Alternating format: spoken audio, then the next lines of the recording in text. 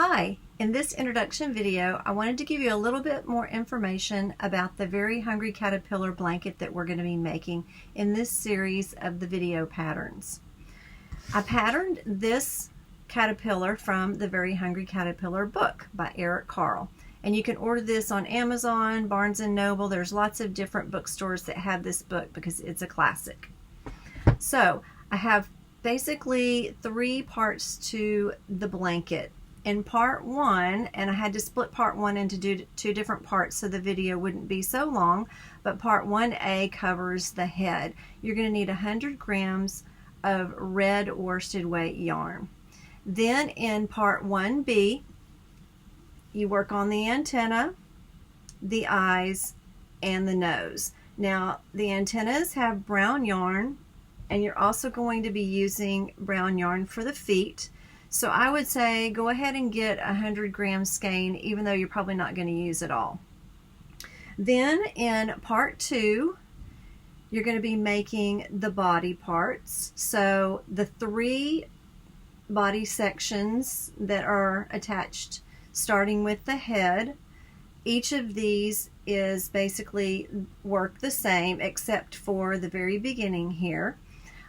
Since you have 2 large light green sections and 2 large dark green sections, you're probably going to need 200 grams of each color yarn, and you're probably going to have some left over, but just to be safe, go ahead and get 200 grams of the light green and 200 grams of the dark green.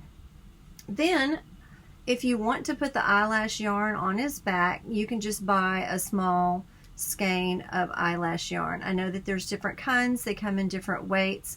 I would say if you can find a 50-gram skein or ball, that will probably be enough. And since you're going to be getting a little bit of yellow yarn for his eyes, you can either grab some out of your stash, or if you just want to do yellow and put fringe on his back instead of the eyelash yarn, you could go ahead and buy a skein of yellow yarn. Then you're also going to need a size I crochet hook. I'm a pretty loose crocheter, so if you're a tight crocheter, you might want to go up a size or 2, and that way your blanket will have more softness. You're also going to need a yarn needle because you're going to need to weave in your ends, and then it really helps to have some stitch markers, because the stitch markers will be used not only to mark different areas on the blanket, but to attach the feet until you get a chance to sew them on. So I hope you enjoy making your caterpillar blanket. It is really easy for beginners, but if you need a little help, I show you step by step of the way.